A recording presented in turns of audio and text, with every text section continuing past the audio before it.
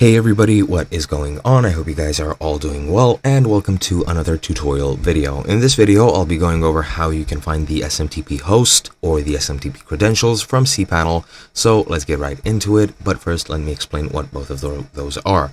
As we've mentioned in a couple of tutorials already, cPanel is an online graphics user interface based on Linux, which helps manage your site or makes managing your site and your servers much easier. It is a monthly based subscription service, so keep that in mind if you are planning on using it. Now, as I've said, we'll be going over the SMTP credentials. SMTP basically means Standard or Simple Mail Transfer Protocol, and is basically your domain tied email service.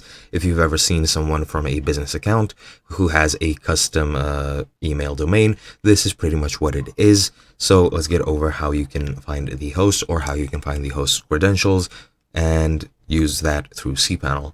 Now, what you want to do first, of course, is log into cPanel, log into your account, and once you're in the cPanel web interface, find the mail section.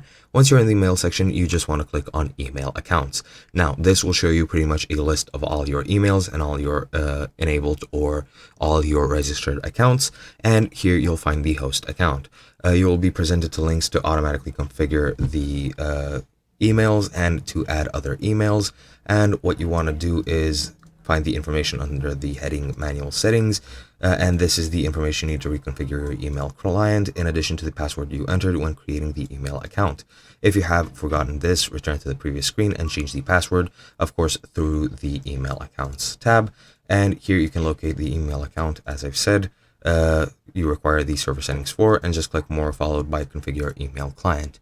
This is pretty much all you need to do. Hope you guys enjoyed, and I'll be seeing you guys in another video.